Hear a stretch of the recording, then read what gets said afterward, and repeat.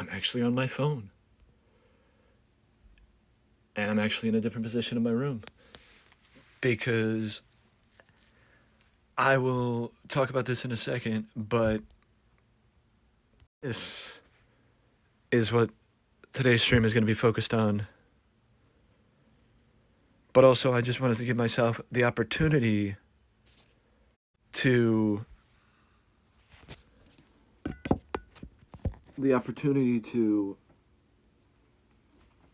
try something different. You know what I mean? I wanted to give myself the opportunity to try something different. I spoke about this on Discord a couple of days ago, that basically I have no plan or attention, like, I let the shadows of curiosity stay curious as opposed to figure out what should be where we go. And it's just, the question of, like, where to start. What's worth it, what's good, what's bad, can I keep you guys interested? And instead of just, as many people have told me, if you're having fun, if you're enjoying it, if you're doing what you're doing, do it and people will come because they'll see that you're enjoying it. That the hesitation shrouds around just not knowing if I'm gonna be able to keep people's attention or not. And, the fact of the matter is, that's not, really a good reason anymore to stop myself from doing stuff.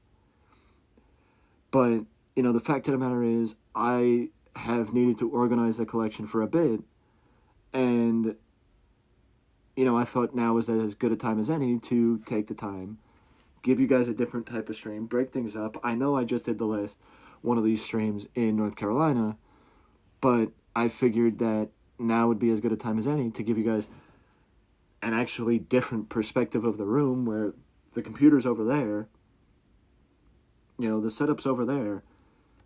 I'm sitting next to my desk. I'm sitting next to my desk because I've had this setup next to my desk was supposed to be where console streaming took place.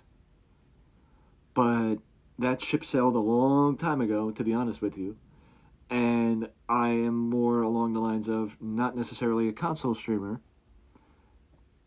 Well, actually, not necessarily. I'm a PC streamer. But also trying something new. I got a lot of shit in a lot of different places, and the easiest way for me to do it is to just sit there and go bit by bit. Because I have enough shit that, as you can tell, there's some shit on the wall, and you usually see that corner over there. You see usually that corner to the right of the... Yeah, because over my left shoulder is my left. This is my right. So over my right shoulder is where the normal background is. But I am looking into getting lighting to brighten up the room, because as you see, the fan behind me, which is something I don't know if you guys have ever seen, the fan behind me, it works. Just the light on it doesn't. And they don't really feel like taking the fan apart to either pay to get it fixed or to do it where they get it fixed, because the lamp works just as well.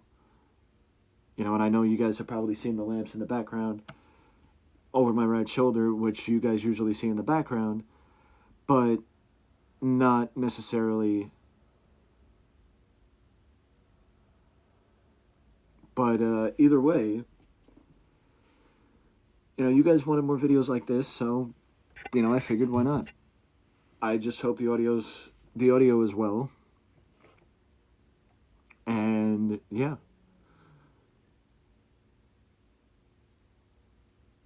Yeah. Just figuring out where to start now. Because I'm actually sitting on a storage thing. So I'm actually not even in my normal chair. Yes, everything pretty much is going to be wrestling related. But that's kind of what this collection is all about. It's just wrestling related. So it's basically me going through what's in the storage bin next to me and sorting, sifting, and just having a time to just sit here and bullshit with you. So if you guys want to join me for it, you're more than welcome to. If not, I completely understand. No, we're not going to be gaming today. This is the stream today. It's me trying something different. Simple as that. But this is a handmade piece from, I have a few of them handmade pieces. I think I have one from WrestleMania 3, I have one from WrestleMania 10, and this is from WrestleMania, what is it, 19? No, 18? No, 19, yeah, 19, because 19 was 2003. This is from the WrestleMania 19. You actually see The Rock in the ring, and Steve Austin's walking down the ramp. This was Steve Austin's last match before WrestleMania this year, and it's documenting his last walk out to the ring. But it was a handmade piece by an artist that clearly does good work because, I mean, look at it.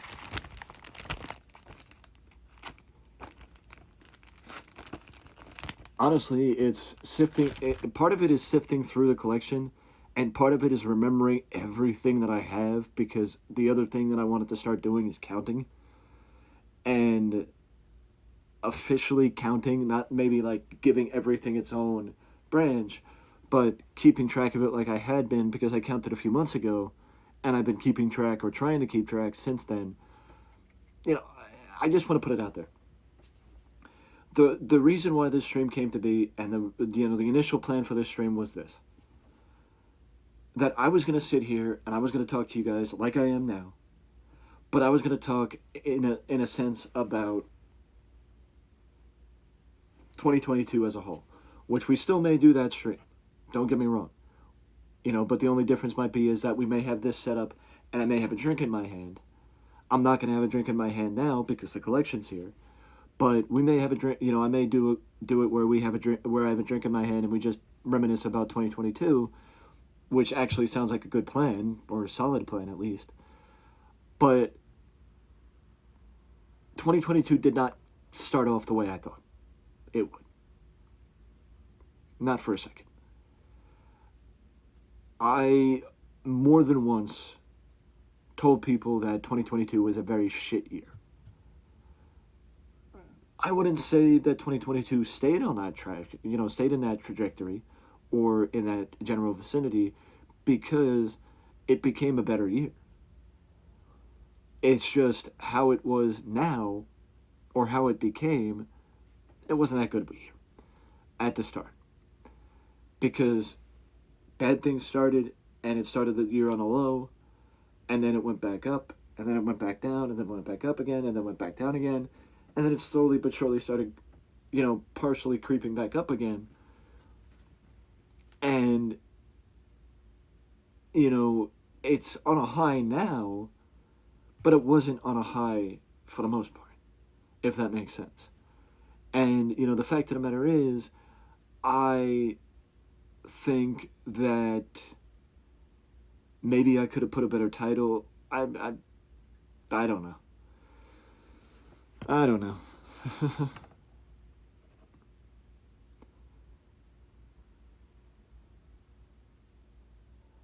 um,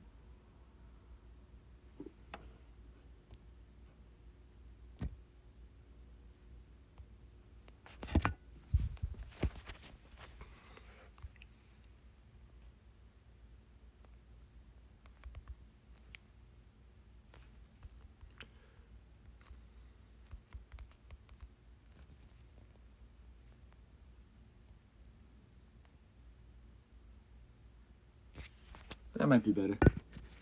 Um, but yeah, the year didn't start the way we expected. And if you know, you know. I'm not going to get into details, but if you know, you know. And it only got worse from there. You know, but at the start of the year, I said, because of what I thought happened, I made the case to say that I thought, you know, maybe we sit there and we wonder what's going on. you know, and what I mean is that I said certain things will happen, and thus far those things haven't happened yet. And, you know, yes, to a degree, you could sit here and say maybe I was having a rough night because I was having a rough night, but at the same time, I don't really have any regrets about doing this stream right now, thus far. Whether people are going to show up or not, that's a different story. But as of right now, I'm, you know, it feels good doing something different. But now that I gave you the background of why it's happening, let's get back to the collection and try and figure out a way to organize things. As the one piece that I keep holding is a magazine featuring Eddie Gilbert and Tommy Rich. The reason why I hold this program is, this magazine is because I don't know if it could be seen on stream, but 1984 is when this program is from. Magazine. Sorry. This is a program. That's a magazine. That basically Tommy Rich and Eddie Gilbert were only a tag team for a short period of time. And that program is that magazine is from when they were a tag team. And they would help reinvigorate their feud in 1985 would help reinvigorate the Memphis territory to where somebody had the hot feud at the time that wasn't named Jerry Lawler, but Tommy and Eddie, you know, and actually I may do this more often, but I also may shift over and maybe do it on like YouTube or something. But Tommy and Eddie would win the WFIA Tag Team of the Year award for 1984, getting it in 1985, and that would spark the feud. But it's the fact that they weren't a tag team that long, and I get a magazine showing them off as a tag team. Because they tried to recapture the Stanley and Steve Kerr and Fabulous One's success. And they even had the endorsement of Jackie Fargo, the original Fabulous Fargo, the original Fabulous One. And it just didn't pan out like it did with Steve and Stanley. The one that I showed off here is Dutch Mantel. Honestly, I don't remember the reason why I bought this. So maybe we're going to open it, look into it, and see. Because I know one of them, let's just hope I can get back in the sleeve. Because this is a program, like I said.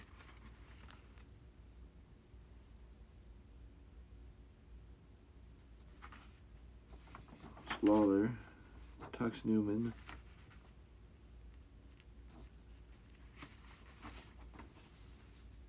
The match sheet, I don't want to lose it. Ah. So this is the one. We pull out the match sheet. If you look at the top of the match sheet, which I gotta move my hand, if you look at the top of the match sheet, it shows Randy Savage and his brother Lanny.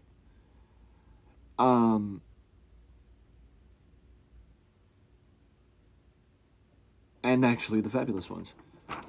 This is before Stan and Steve left the territory. You even got Eddie Gilbert on it, Tracy Smothers. But the point is, Randy Savage was only in Memphis for a short period of time. Probably about a year, give or take. He was probably there. I gotta put this back in the sleeve, I forgot. I think that's actually the first time I opened it since I got it. But he was only there for about a year. What, late 1984 till mid 19... Well, not even a year. I think he was there from like late 84 to early 85 to mid 85, because I think his last show was June of 85. So,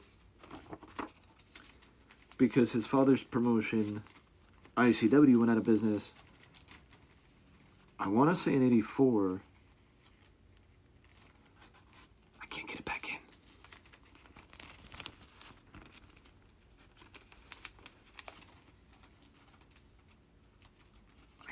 back in. This sucks.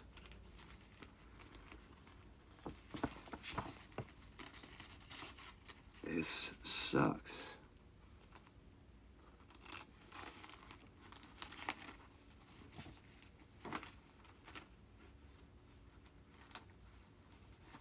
Oh, it's back in. Good. You know, his last match was 1984. I mean, his last match was in June of... Oh, yeah, that's what I was talking about. His father's promotion went out of business, I believe, in 83 or early 84. And then he went right to Memphis to do the money feud with Lawler. And soon after, while that was going on, his name was passed to Vince McMahon, and the rest is history.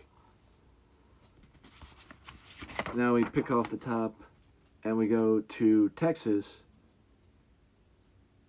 I believe this is Dallas-Fort Worth. Yeah, the Dallas-Fort Worth area. The Von Erich boys were the famous family down in Texas. Or the Von Erichs were the famous family down in Texas. They're actually doing a movie. There's actually a movie coming out, The Iron Claw, about the Von Erichs. You know, about the Von Erich family, partially starring Zac Efron and a few other actors, where Zac's playing Kevin Von Erich. David is challenging, this is promoting a match between, I believe, David and Harley Race.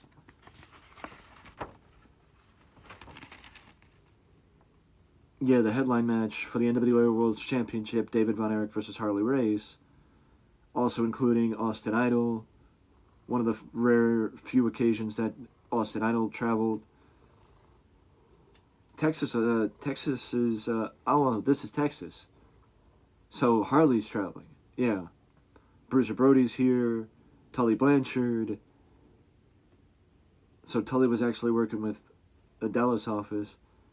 But it's one of the rare occasions Austin Idol traveled, because Austin, after, I think it was 73. No, 75. It was the Gary Hart plane crash.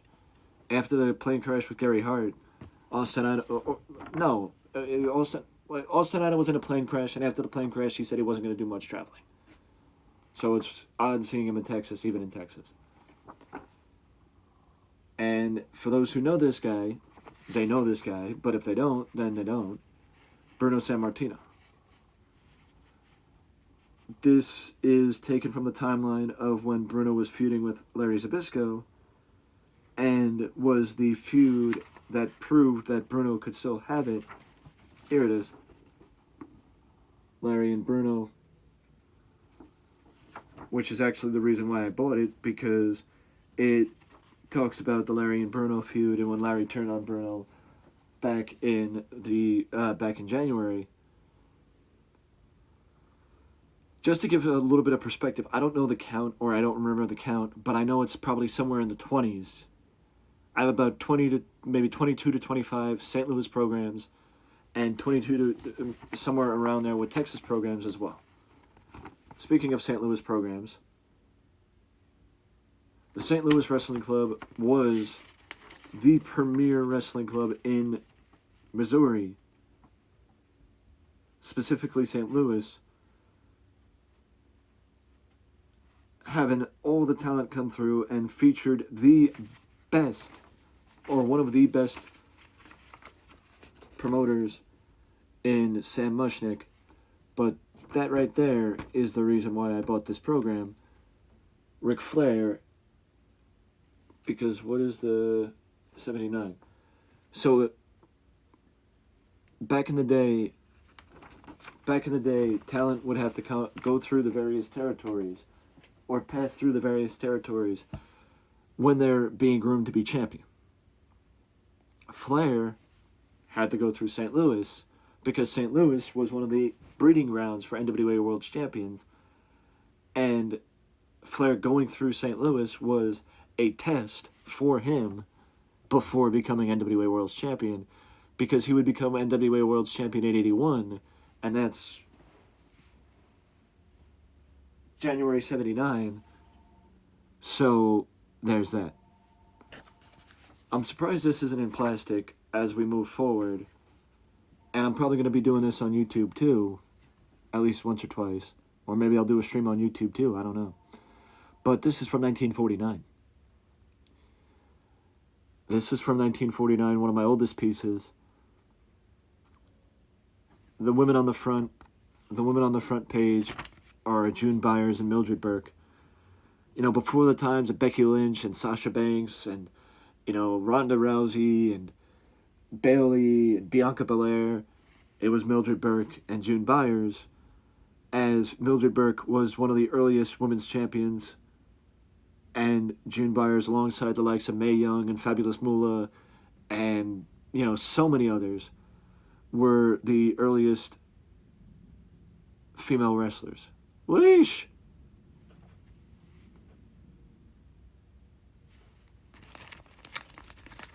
Well, I've only gone through... What, you want me to go through what I've gone through already? Or what I just put up?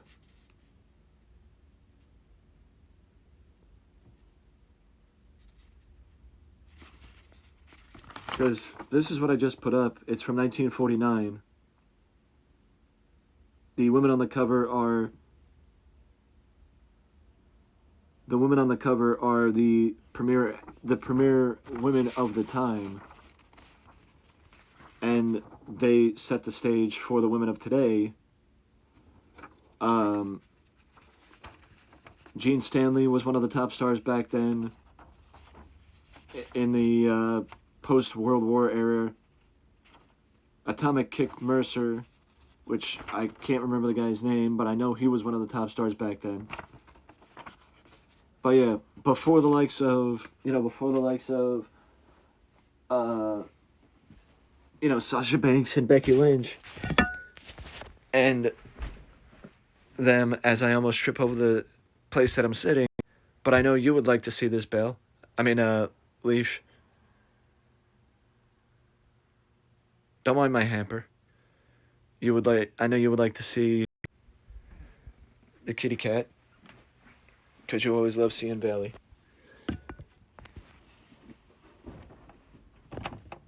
Mickey James. Before the likes of them, it was Mildred Burke and June Byers and Mae Young and Moolah and, a smattering of others. Cora Combs. But then we move to the next piece, and that is Georgia. It is Big Bill Dromo on the right and Don Morocco on the left, a young Don Morocco. Then you got Tommy Gilbert, the Assassin, and Toru Tanaka.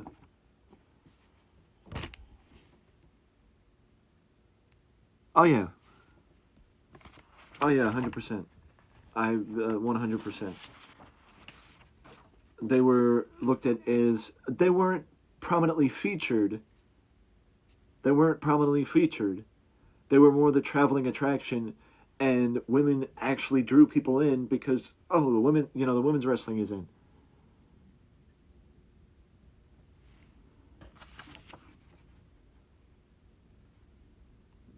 Actually, yes, I could see how the Assassin looks like Pogo the Clown.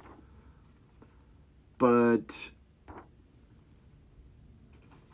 this is the reason why I got this program. It's the tag team match in the semi-main featuring Jerry the King Lawler, because it is right after Jerry turned to be a good guy. It is right after Jerry turned to be a good guy, and Larry Zbyszko's early in his career, Bob Orton Jr.'s early, Jerry Blackwell, Rocky Johnson, which is The Rock's father, and actually Rocky Johnson's featured right here on the top. But yeah, the women's wrestling was more of a traveling attraction back in the day than it is now, because people would see women coming in. People would see women coming in and be like, "Oh, that's special." Not as special as the world champion, but yeah, The Rock's dad wrestled, The Rock's grandfather wrestled. The Rock's grandfather owned and operated the promotion in Hawaii and was actually legitimately a high chief in Hawaii. And The Rock's dad's actually Canadian. So The Rock is actually partially Canadian. This is one of my actual favorite pieces, and not just because of the home base portion of it.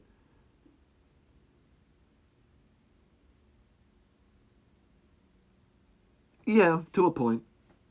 Well, I'll get to this piece in a second, but wrestling back in the day, wrestling started on the carny circuit. So wrestling was a part of the traveling circus. And it was like a tough man contest.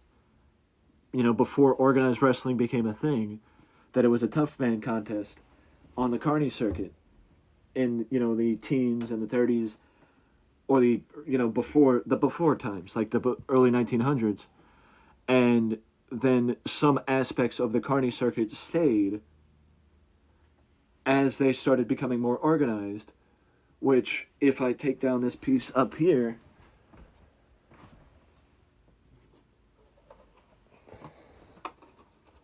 on the wall, which I was going to show later, this is from 1911, featuring George Hackenschmidt and Frank Gotch. That is, in fact, my earliest piece. Where's the hold it, hang it back up again?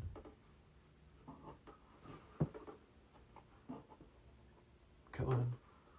That's why I don't like taking it down. There it is. But,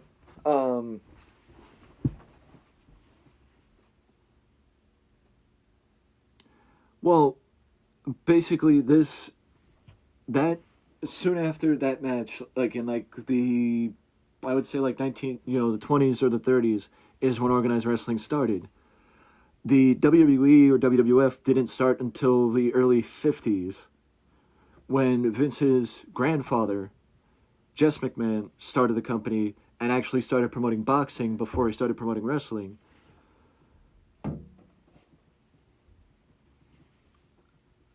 And it was the Capital Wrestling Corporation. And then it became WWF, the World Wide Wrestling Federation, and then it became the World Wrestling Federation, and then it became WWE. This that I showed earlier is from the WWE, or WWF. It's from 1980. It's the Supercard back in August of 1980 that they had at the stadium, which was where they would have, you know, stadium shows are not something that just became something. It was the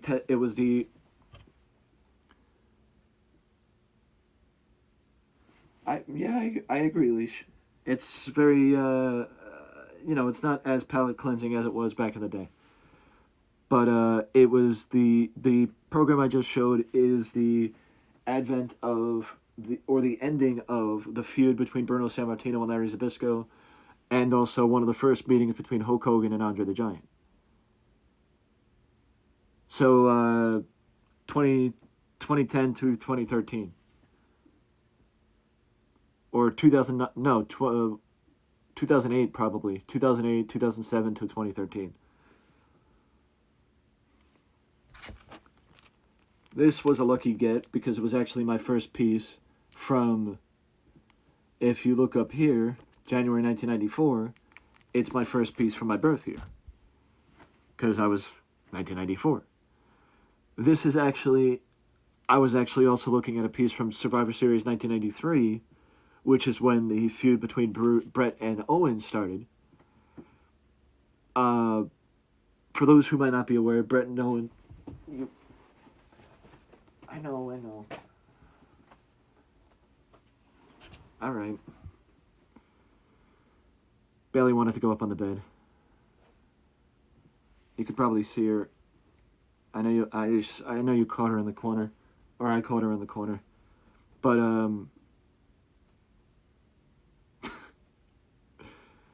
hey, no worries, Leash. I appreciate you being I appreciate that. I appreciate the fact that you're as interested as you are. But Brett and Owen the feud started at the Survivor Series 1993, and it intensified at the Royal Rumble in 1994. when Owen officially turned on Bret. And then that led to WrestleMania 94, which I would love to get. I still am missing Survivor Series 1993, WrestleMania 1994. Well, I have a piece up there from WrestleMania 94, but it doesn't account for Bret and Owen. It accounts for the ladder match between Shawn and Razor.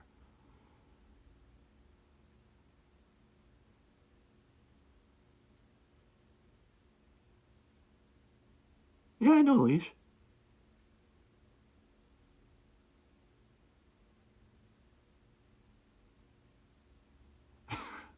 I'm sorry, Leash.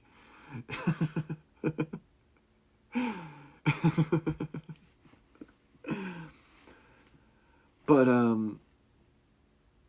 but yeah, you know, this was actually also the first time that two people won the Royal Rumble at the same time, because Lex Luger and Bret Hart both got eliminated from the match at the same time.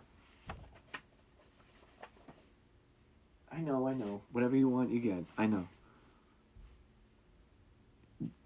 That is true. So if anything, you act like you're older than me.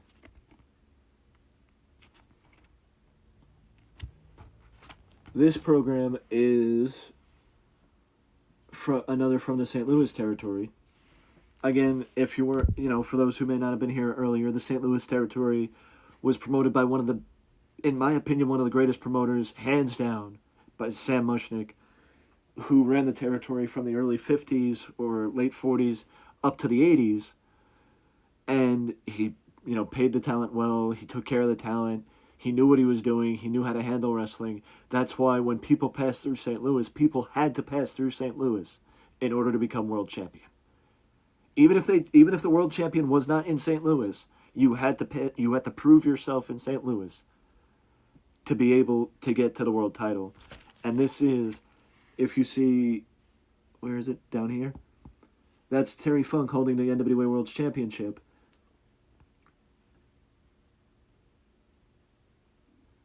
And this is Harley Race over here, who I believe Terry Funk actually beat it. Who's winning? I think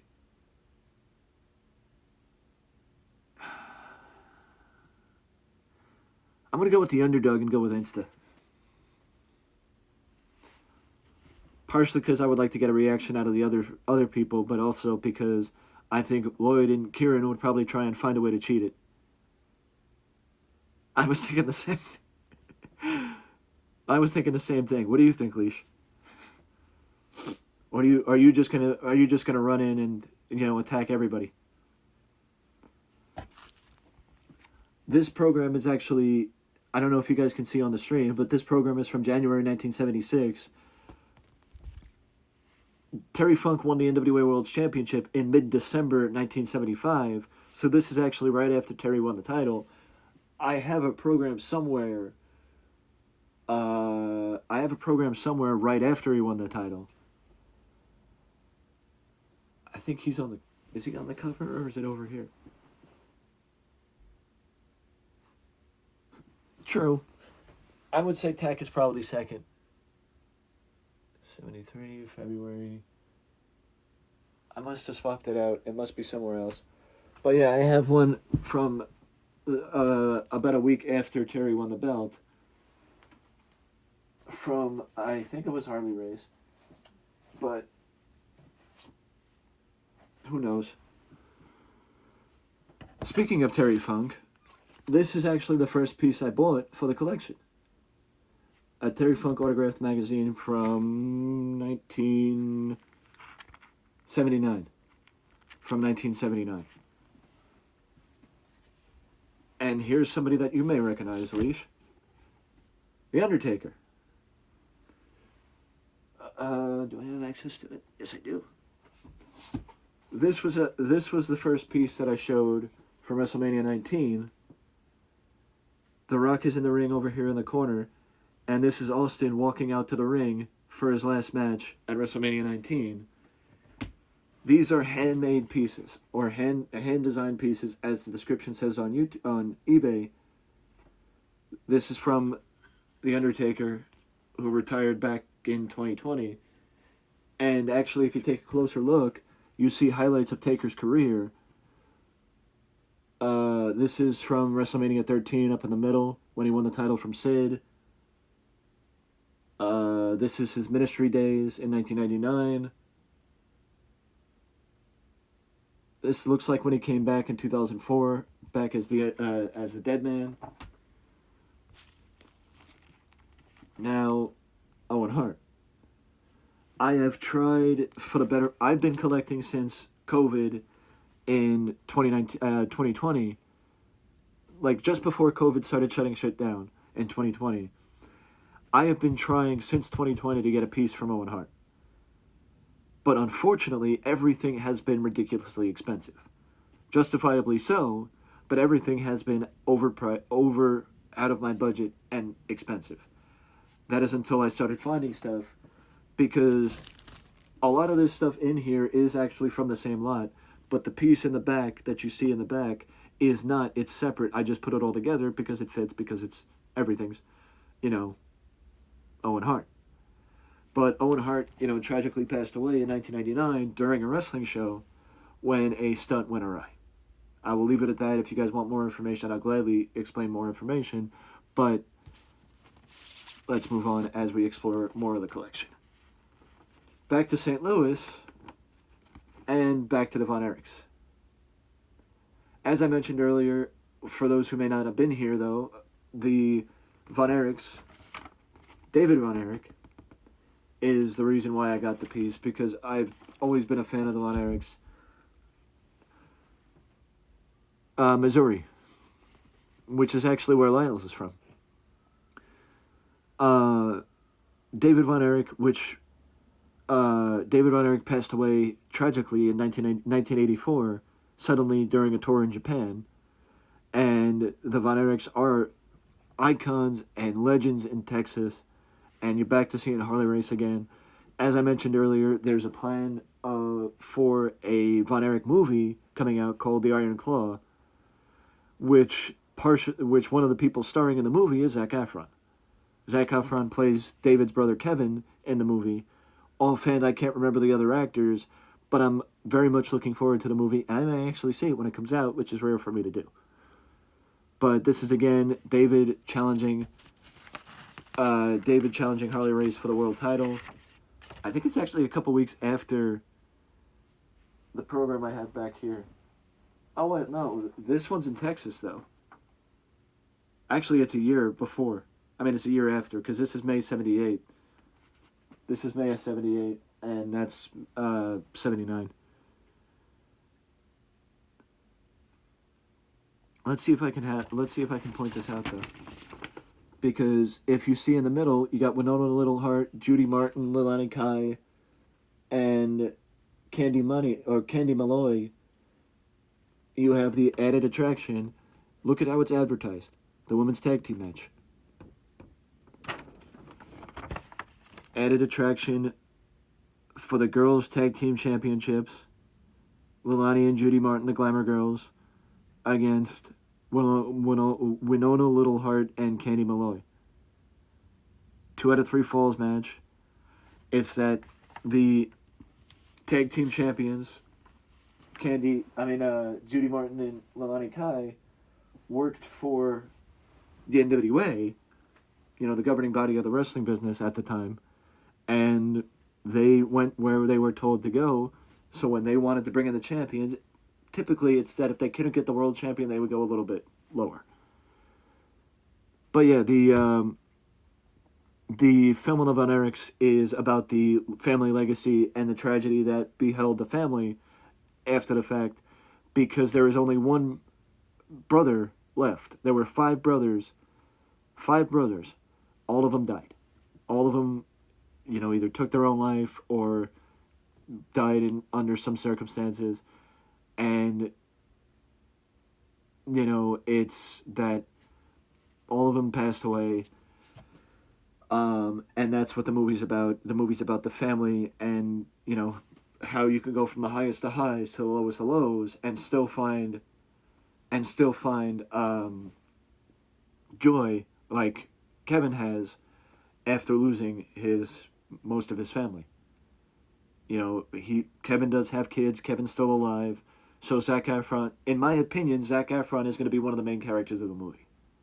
In my opinion. But speaking of St. Louis, Ric Flair. This actually brings it full circle because this is July of '82. The last time we saw Flair in St. Louis was January '79, and Flair is now the world champion because, as I mentioned when I spoke about the program earlier, Flair was being groomed at the time to be world champion, and that's why he was in St. Louis. He would also show up in St. Louis in 1980 before winning the title in '81. For a program from 1982, this program, by the way, is in pretty great condition.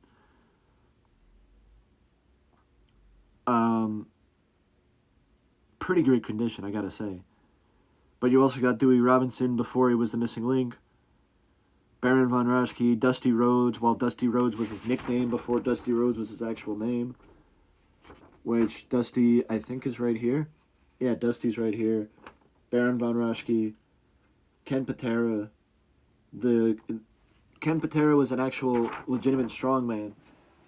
And interesting story about Patera. If you look up Ken Patera, there's one thing that will probably be the precedent of, or take precedent over everything, and that is when Ken Patera and Masa Saito got arrested for getting into a fight with a bunch of police officers because Patera was accused of throwing a brick through a window of a McDonald's in Canada. And the cops tried to come and arrest him. He resisted arrest, and the big fight ensued. It was spoken about in the Tales of the Territory, series. The reason why I bought this, it's Joe LeDuc. Joe LeDuc is actually a Canadian lumberjack, one of the strongest people during the Territory era. And unlike the other Memphis program that I had, which this is from when he was in Memphis, outside of the other Memphis program that I had, when Joe was feuding with Jerry Lawler in '81, I want to say, either '81 or '78, I can't remember. I think it was 80. I think it was '78. Yeah, I think it was '78 because '81's too close to when he was feuding with Andy Kaufman. Joe LeDuc actually went on TV and did a speech. If you want to look it up on YouTube, it's called The Blood Oath. If you want to look it up on YouTube, it's called The Blood Oath. The Blood Oath. It's from 1978, Memphis Television, with Lance Russell. And if you think the shit today is good TV, if you watch this program, if you watch this interview from Joe LeDuc, The Blood Oath, if you watch this interview from Joe LeDuc, you would end up fearing for the life of Jerry Lawler for his match between him and Joe LeDuc that Monday at the Mid-South Coliseum, because Joe LeDuc legitimately took an axe to his arm and took a blood oath. Because he said up in the Lumberjacks, up in the Yukon, the Canadian Lumberjacks, they give themselves a scar to remind them that they set out to do something, and they did, and when they set out to do something, they do it. So if you think that shit is crazy, watch that program, and you'll be taken aback. Watch that interview and you'll be taken back. Now we're going back to Texas, specifically the Dallas-Fort Worth area. Oh no, Fort Worth. Yeah, the Will Rogers Coliseum. We'll figure it out later. That featured one of my favorites.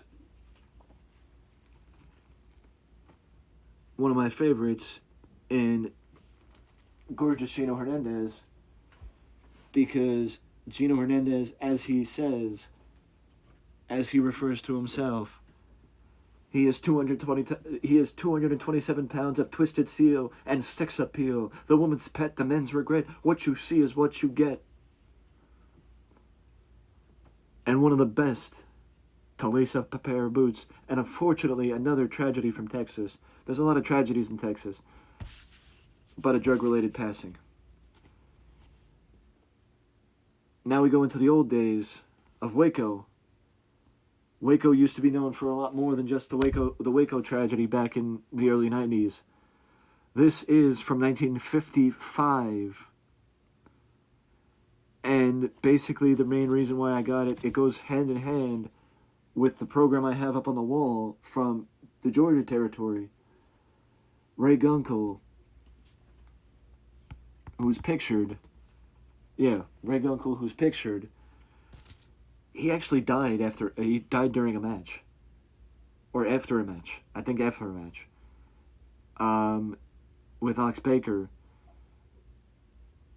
He had a heart attack, and, he was a top star, premier athlete during the time, and he died during his match, or after his match. He was top star in Georgia, and it led to his wife taking over. And instead of just taking his place and, doing the thing, for whatever reason, his death led to the Great Georgia War, the Great Georgia Wrestling War, in the early 1970s. But this is from Waco, Texas, and one of the many, many, many, many smattering of programs I have from the Texas territory. But now we jump back in time to 1933. 1933. We talked about George Hackenschmidt earlier. We talked about Frank Gotch. We talked about June Byers and Mildred Burke. This is the Golden Greek. The Golden Greek, Jim Londos. Jim Londos was one of the premier names in the wrestling business in the early days of the wrestling business, before the NWA, in the association days, not the alliance days. The alliance was formed in, I believe it was 38. I think it was 38 or 48, I forget. But before the alliance, the alliance was formed in 48. I'm about 95% sure, because in 37, which is where this card up here that I'm looking at right now, before the alliance, the wrestling business was meshed together with the boxing commission, and it was under the National Wrestling Association. But after 48, when the promoters came together and formed their own standalone thing, it became the alliance. And this is Jimmy Londos from February 1933, which in my opinion is a little bit insane. That the magazine's even still together. I'm not going to go through these because there's about over 100 of them here. Andre the Giant, pictures of Andre. Andre, I could do a whole video on just Andre. Mr. Perfect, Kurt Hennig. I could probably do a video on Kurt Hennig too. And we've seen enough of Harley Race. We've seen enough of Harley Race to choke two horses, as the saying goes. But this is one of the best big men in wrestling history. It would help if I had him on screen.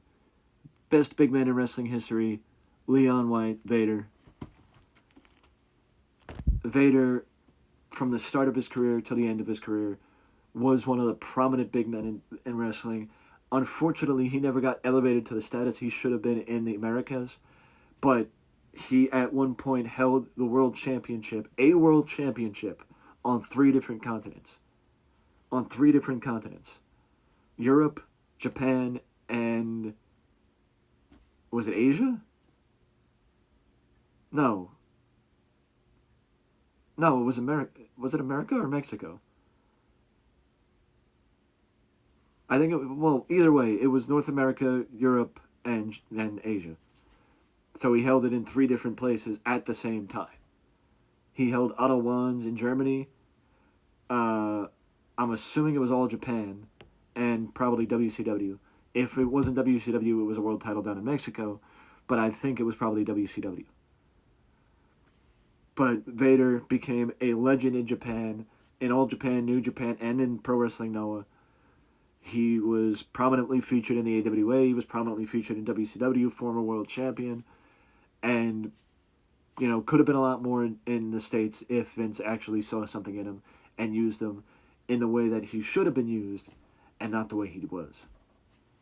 Speaking of Vader and All Japan, Vader's featured here. Mike Awesome. I believe Jun Akiyama. That looks like Hiroshi Haas.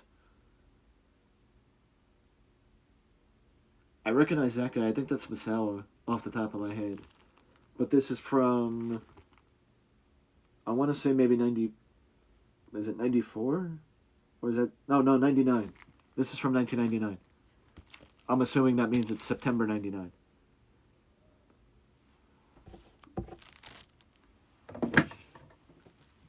Let's just put this away, because, yeah. But, yeah.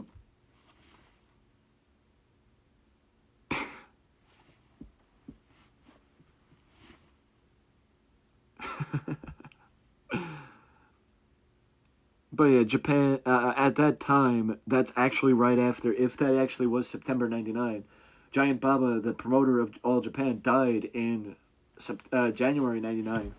He passed away, and soon after, was it maybe 2000 maybe, when Misawa, a lot of the top stars of All Japan left and formed Pro Wrestling Noah. And just as quick as you say you were born, now we go back to shows where you weren't, or a program where you weren't. This is actually one of my newest pieces from 1962, and it's because of him. Gorgeous George. Gorgeous George retired. Gorgeous George's last match was November 7th, 1962, and this card, this program, is from November 7th, 1962. The reason for the... I don't know, you tell me, he's right there. That's him.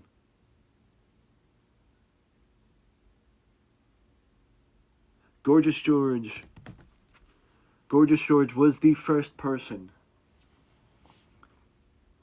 Gorgeous George was the first person to, next to Ricky Starr, because I believe, off the top of my head, I think Ricky Starr was the one that was the former ballerina. I could be wrong. But Gorgeous George was the first person to have a gimmick. Gorgeous George invented the Nature Boy gimmick that Ric Flair perfected, that Buddy Rogers perfected, that Buddy Landel used, that Roger Kirby used. He was the advent of that gimmick. He was the advent of that flamboyant type gimmick. And for a time, Fabulous Moolah was his manager. For a time, he had other managers. And there was a time where people actually thought he was gay. I'm not saying one way or the other, but my point is, Gorgeous George, exactly, he walked so they could run. Gorgeous George was, next to Verne Gagne, one of the most prominently featured, and I saw a program that said the biggest box office attraction in wrestling during this time was Gorgeous George, the Toast to the Coast. Gorgeous George was the man when TV became a thing in the 50s on the Dumont Network, next to Verne Gagne.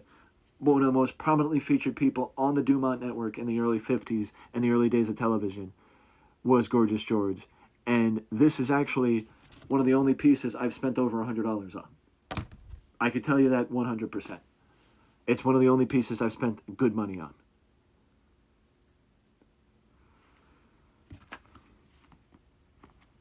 This, I believe,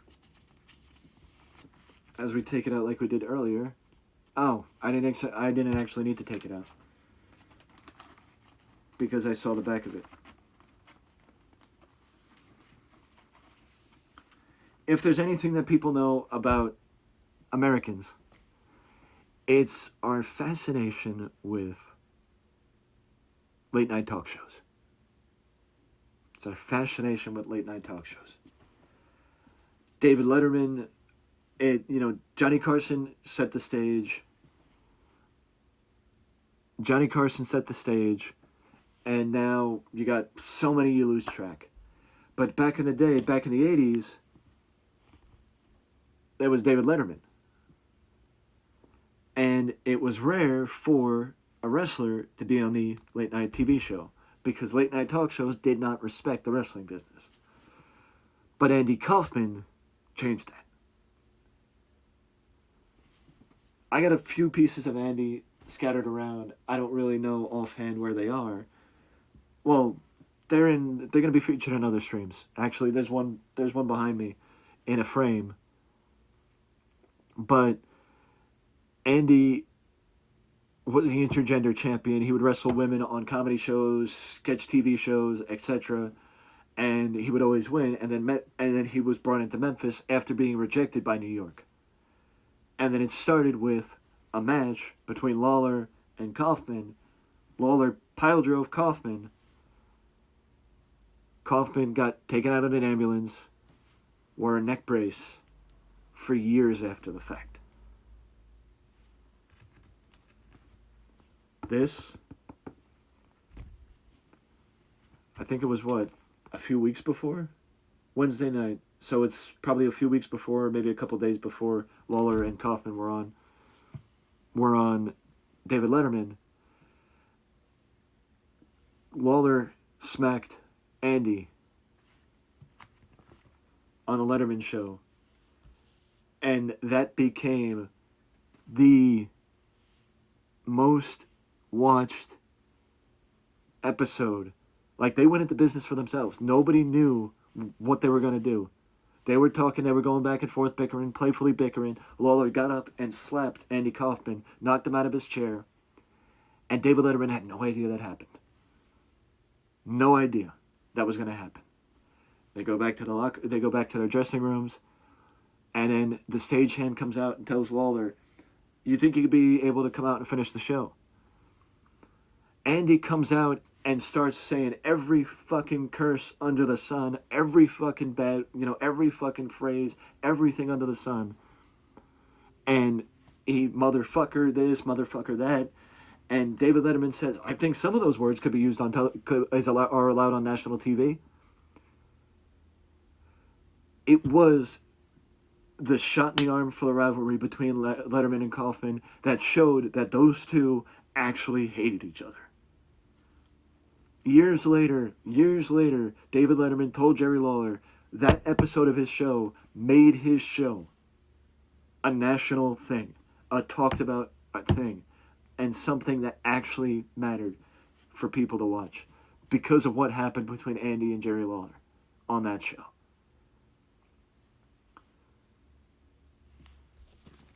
And this is the advertisement for it. I have another advertisement for it, but like I said, that one's framed over there in the back. But yeah. Moving on, a newsletter, special newsletter, because it talks about the Warrior signed, and Scott Hall getting suspended. So this is right before Scott Hall leaves. What are you, Insta? Insta always has weddings. Well, good, Kieran. I'm not streaming on Saturday anyway, so you're not going to miss much.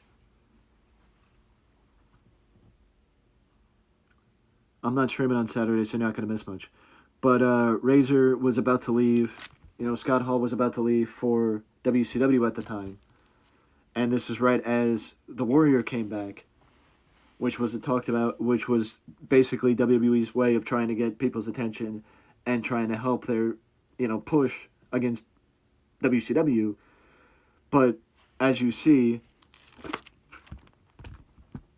Razor suspended, suspiciously suspended after a failed drug test for 6 weeks.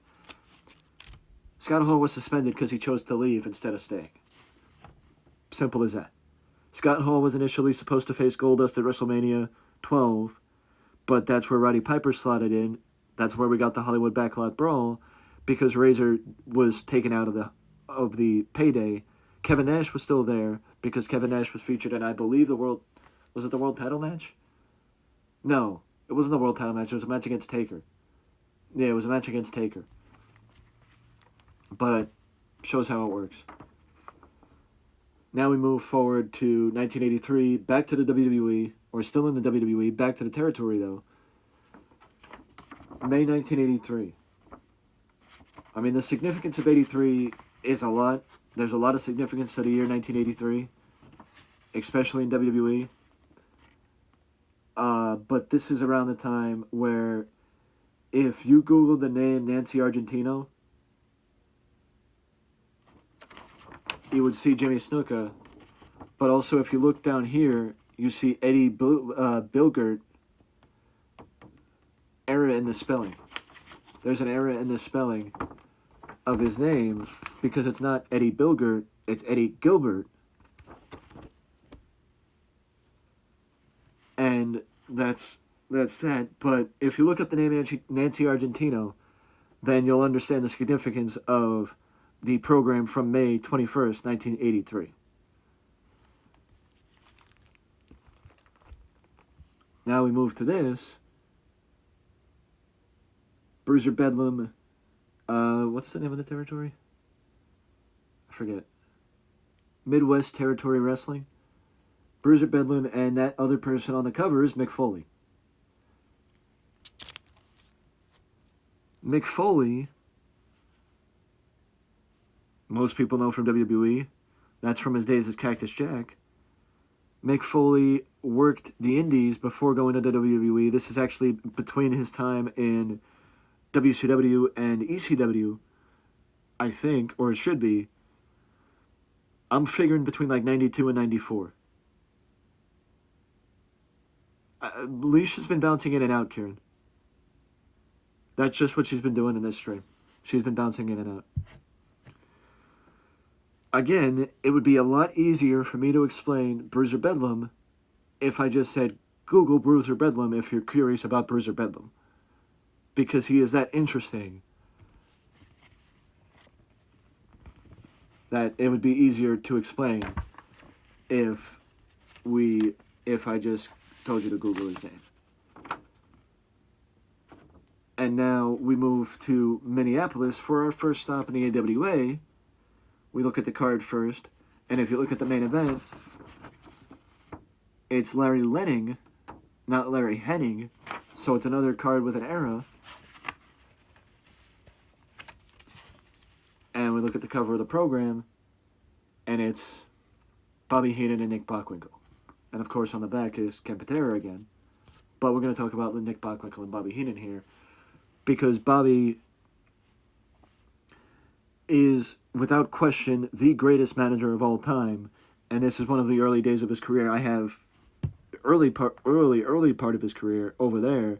But Nick Bockwinkel is featured as one of the most prominent and underrated wrestlers of the territory days because of how long he spent in the AWA that most people don't talk about. Because most people don't know who he is.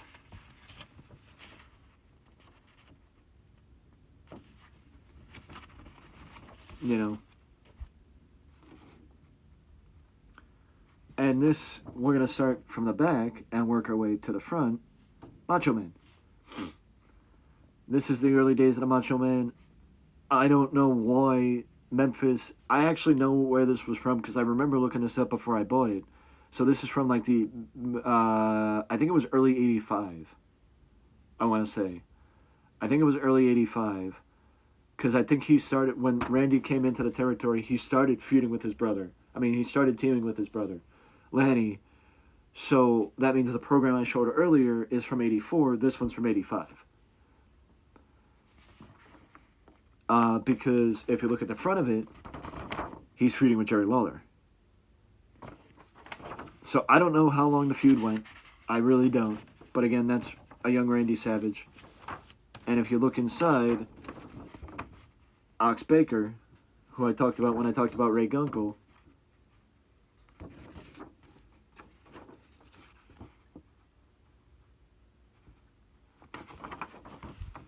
but Randy started down in Memphis after his father's territory went out of business.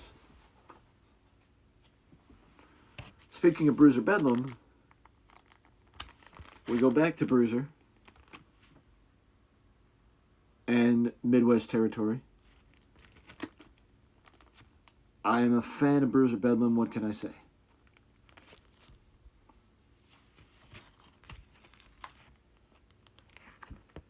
Quick though, this is Eddie Graham. Eddie Graham, prominently known as the promoter of the Florida territory and a top star of the time with his family, Dr. Jerry Graham, superstar Billy Graham. Eddie Graham was one of the Graham brothers, a prominently featured tag team in WWE in the 60s and the 70s, and one of the best promoters next to Sam Mushnick, right up there next to Sam Mushnick. One of the best promoters, one of the smartest minds in the wrestling business ever. Eddie Graham's learning tree, as they say, branches out through the generations. Dusty Rhodes, Kevin Sullivan, Paul Heyman, Dutch Mantell, Steve Kern, Mike Graham, Jack and Jerry Briscoe. You know, the list goes on and on and on and on and on. That I couldn't possibly cover everybody that Eddie Graham had some form of an impact on.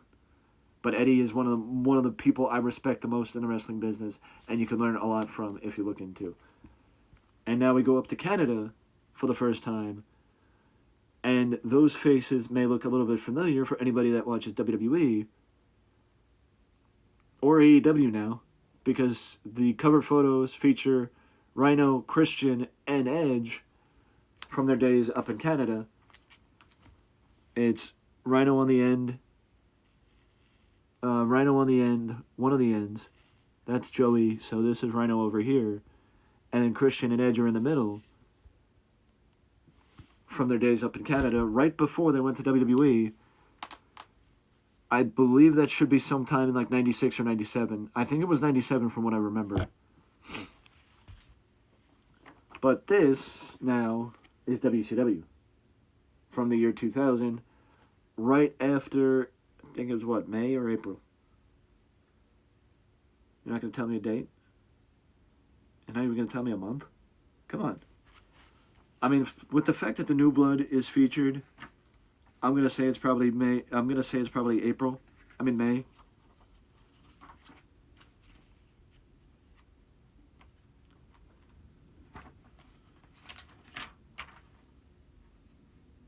June 2000. So I was right. I was close. It's June 2000. But when Vince Russo took over the booking in WCW, took over control of WCW in September 1999, he was ousted in January because he never adopted to the Southern style of wrestling. The Southern style of wrestling is different than WWE because the Southern style of wrestling is more wrestling. A sport. Competitive sport. New York, cartoony at the time. Or not to be taken too seriously.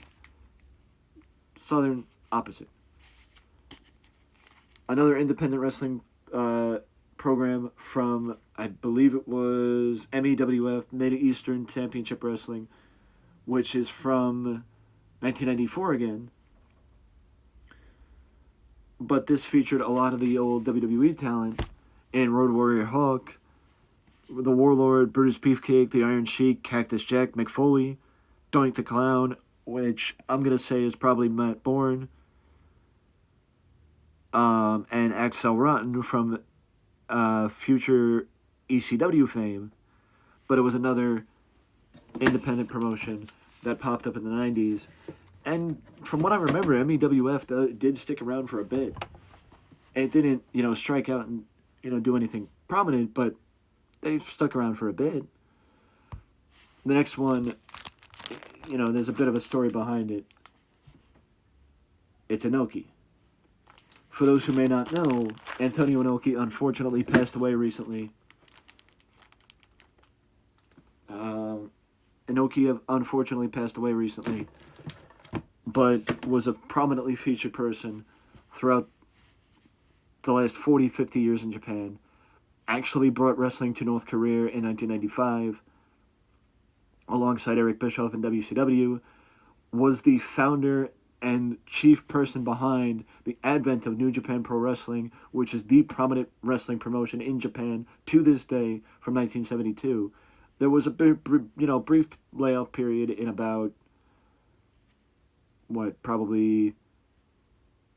I knew you'd be back, Leash. Yeah, I knew you'd be back. Don't worry. Kieran's impatient. But Inoki was the prominent. He was a politician. He did everything, But one of the main things he accomplished, Antonio Inoki, outside of fighting Muhammad Ali in 1976, boxer versus wrestler, and actually the match between Inoki with Ali actually resulted in leg injuries that haunted Ali through the rest of his life. But Inoki was one of the most prominently featured men in wrestling for 50 years. From the late 60s through the 70s into the 80s, especially in his own promotion in New Japan. Though he did make mistakes and though he was not there till the end of his life, Inoki is the reason why New Japan exists. He founded New Japan Pro Wrestling and gave us the top wrestling promotion in the world as far as across the Pacific. Now, this might look a little bit more familiar. Young Vince here, Vince's dad here, and Vince's grandfather over here. 3 generations of McMahons. 3 generations of McMahons, and one of the coolest pieces I think I have, because of the fact that up till seeing this, I don't think I've ever seen a picture of Jess McMahon. This is Vince's grandfather. This is Vince's father up here. But I don't think I've ever seen a picture of Vince's grandfather, so that's why I think it's a pretty cool piece, in my opinion.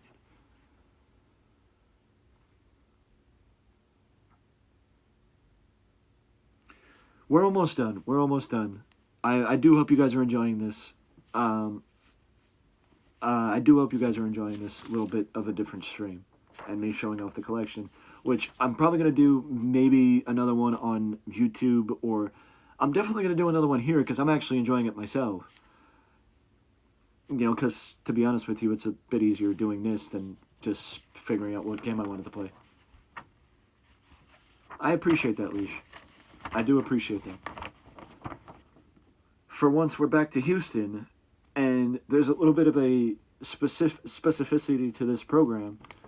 As you see, Dusty Rhodes is featured, and what is that, Wahoo down there? That's Wahoo McDaniel. Wahoo McDaniel's down here. But the reason is because of this over here. As you see, I'll put it a little closer. Gino Hernandez, a picture of Gino Hernandez is supposed to be featured there. But Gino just got a haircut ahead of that program, and Gino said, and I'll read this, "This space had been reserved for a picture of Gino Hernandez without his hair. Threat of legal action prevents it, but no pictures of Gino will appear in this program until we can print a bald one. Gino Hernandez just lost a hair versus hair match recently and got his head shaved. This is actually from the Houston territory, which Gino was a prominently featured person in the Houston territory. Gino was featured on this card alongside Al Madrill in the main event. Texas State title match. Jose Lothario was the other side. Jose Lothario is actually the man who trained Shawn Michaels.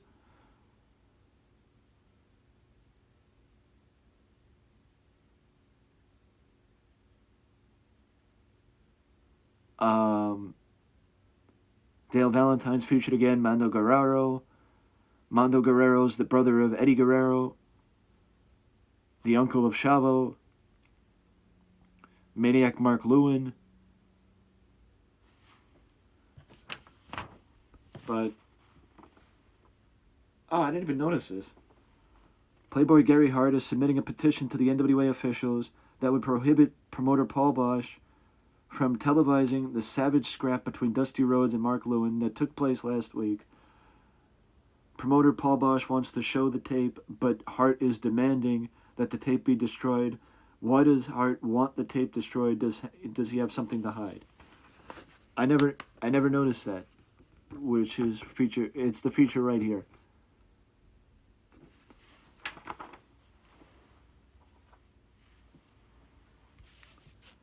This is also another early wrestling piece.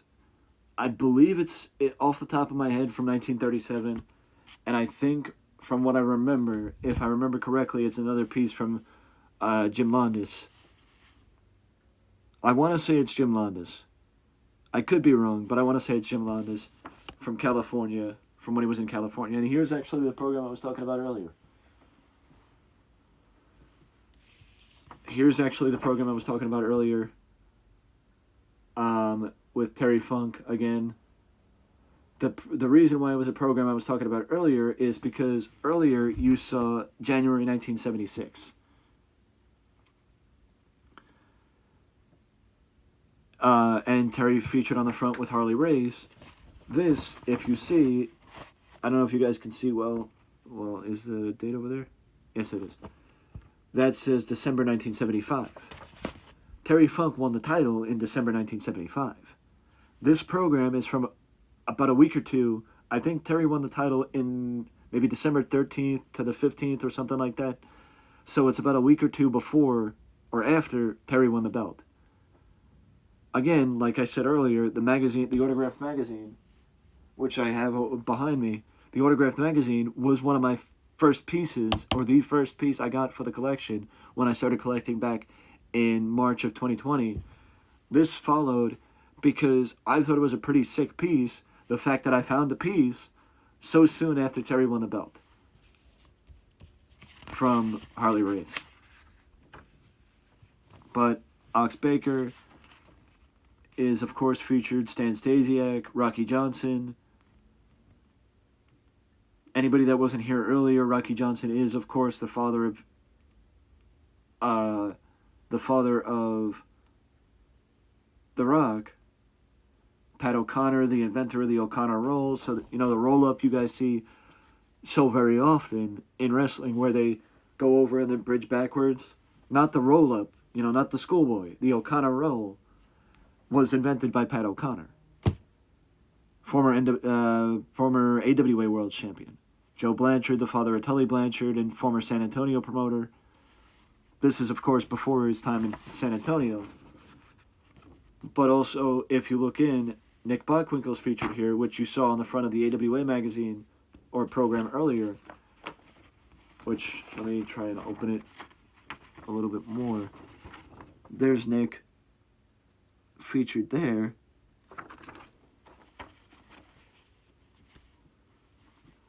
We only got one program left, and actually it's going to line up perfectly because right after I'm done with this, I'm going to go get dinner. But I actually have my computer on so I can actually launch a raid. But we have a program from the Texas territory.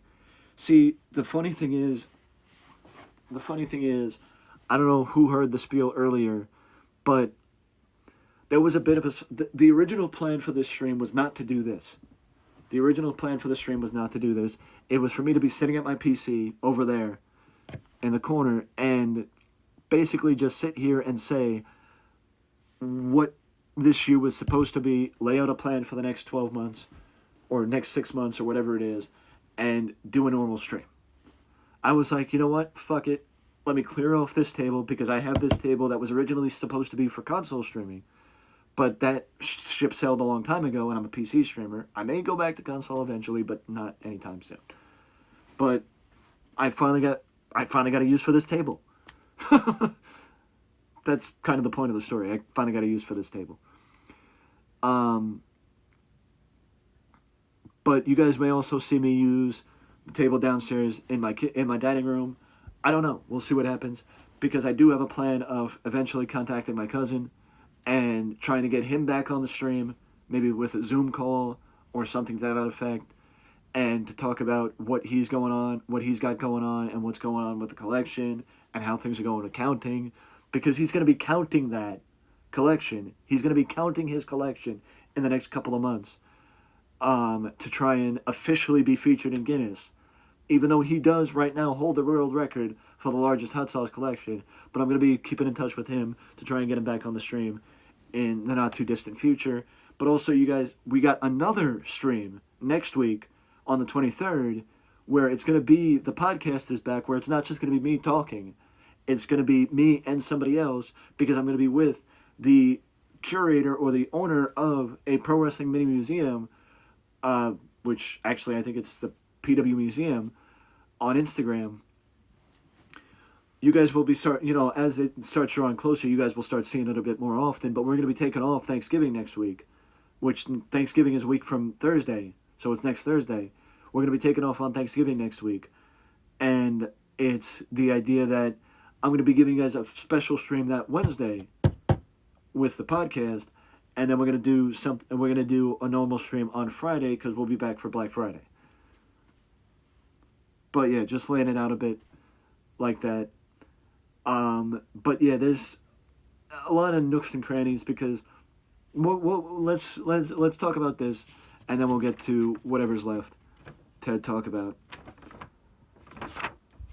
Because the last program I have here featured is from the Detroit territory. Detroit, Michigan. It was never really a big territory. It was run by the Sheik for a time, Al Haft before the Sheik.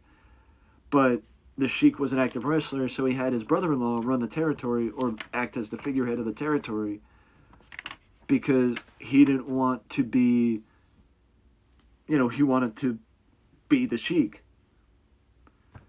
This is actually from 1967. Here's the card for the event.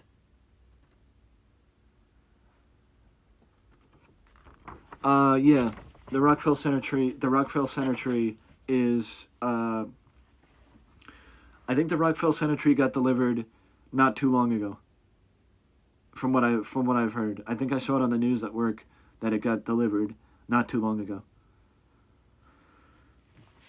The talking point here is, where is he? Bobby Shane. What, you guys want me to go to you guys want me to go see the Rockville Center Tree? I mean, I did ask somebody if they wanted to go, but they pretty much turned it down. So, Bobby Shane was one of the featured talents, and one of the young men that. This is early in Bobby Shane's career. Bobby Shane was one of the more talked about people of the 60s and 70s. Unfortunately, Bobby Shane's career was cut short. I mean, if you're going to do it now, because you're training to become a cop. But, that's a story for off-stream. Leash. Yeah. But, yeah, Bobby Shane, unfortunately, lost his life in a plane crash, I believe in 73 or 72, something like that. Oh, no, 75. Yeah, it was the 75 plane crash. It was a 1975 plane crash that Bobby Shane lost his life in, and I think it's the same one that injured Austin Idol that I don't remember offhand. But the Detroit territory, biggest feud in the Detroit territory was the Sheik versus Bobo Brazil. Bloody feud, violent feud, and if I remember, I may actually, at one point, I believe it was in Cleveland, there was a banger of a riot in Cleveland because of something happening at a wrestling show. I don't exactly remember what it was, but something happened to cause a riot in a show in Cleveland. And, that's wrestling back in the day. But, I gotta clean up, and we gotta get the feature of, we gotta go meet up with my brother for dinner. So, let's go check and see if anybody's streaming. Miko's streaming. So, maybe we'll go raid Miko. Not necessarily. Just a bit of a mess. That's where I was sitting. But yeah. So I think I'm gonna go raid Miko. So let's set up the stream, or let's set things up where I can go raid Miko. Which actually is Miko on a break, or is I'm not sure. Or is she just waiting for the launch of? She might be waiting for the launch of Warzone. Oh, there she is. Okay. So yeah, we're gonna raid Miko, and I hope you guys enjoyed. You know, I mean, maybe I could do a longer one at some point, because if we go back over here for a sec, all this, all this is my collection. All of it is my collection. All of it, all the drawers are filled up. And then you got more over here. You got the action figures, you got the shit on the wall. You got a lot, you got a lot. You got the frame, you got the stuff in frames. It's all spread out. First leash. Give you the opportunity to see Bailey one more time. Of course, leash.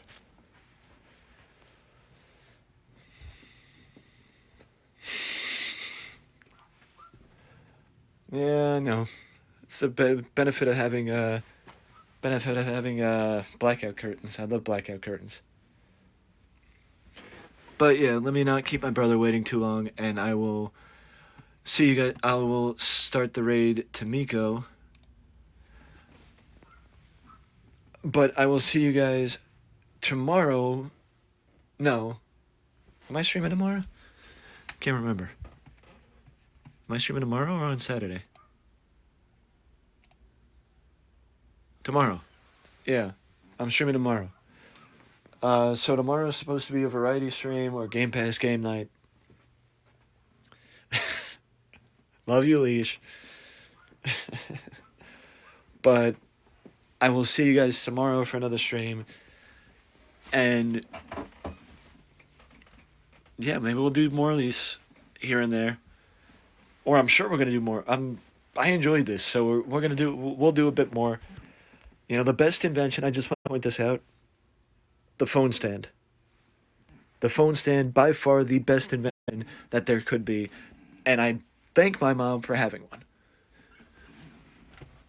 Because without it, it would have been a bitch to be able to stream for the last hour and a half. But yeah, we're gonna do more like this in the coming weeks. So I do appreciate you guys sticking around and hanging out, and I hope you guys enjoyed me curating my collection and changing things up, doing something a little bit different. So much love, chat. Go enjoy some Warzone with Miko, and I will see you guys tomorrow for another stream. Much love, chat. Later, guys.